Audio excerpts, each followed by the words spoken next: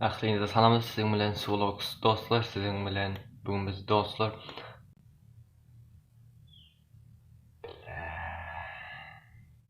Aklınıza salam dost, sizin bilen Solox kalan dostlar, sizin bilen bugün biz bir video tayarlapdy dostlarım.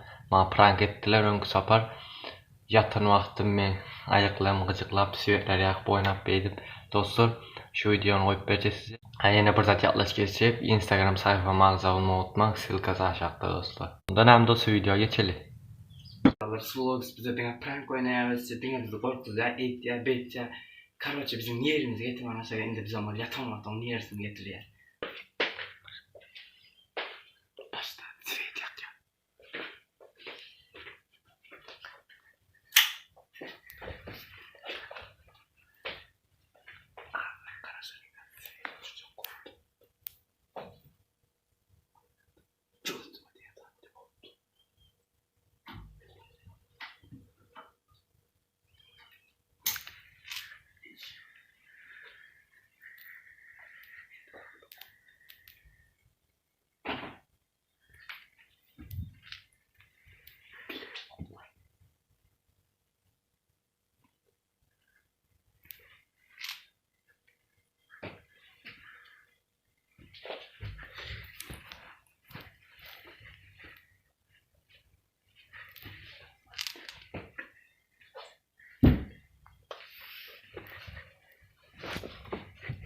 Aydadım açıkta şunu gözleyerdim da nämedeýin aşkım.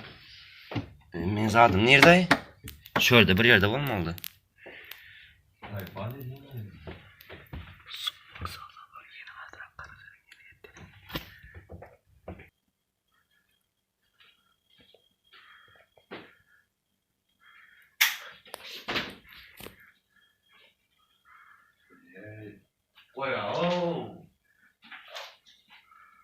Ya tanrım ben o gün bilen geçatmam için saatler yaptım videomu. Böyle prank edip montaj edip gece bir de yatıp iç.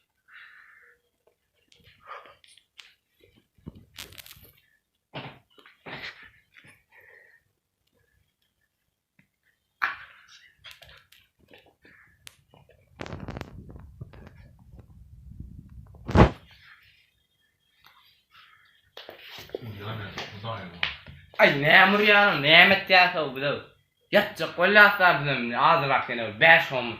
O son yürümeli. Sen yapacak o zaman deyip yatacak mı? Ay men diýýärmi sana çi bunlar zatlar. Sen ayağını teyzelenme diyorsun. Ya berde dur. O zaman ne bir yerde geçti. Ay zatım wasta näme deýin ma?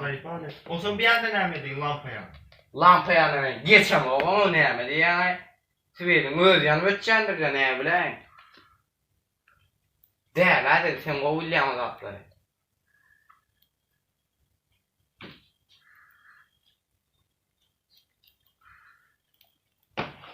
Oya iç.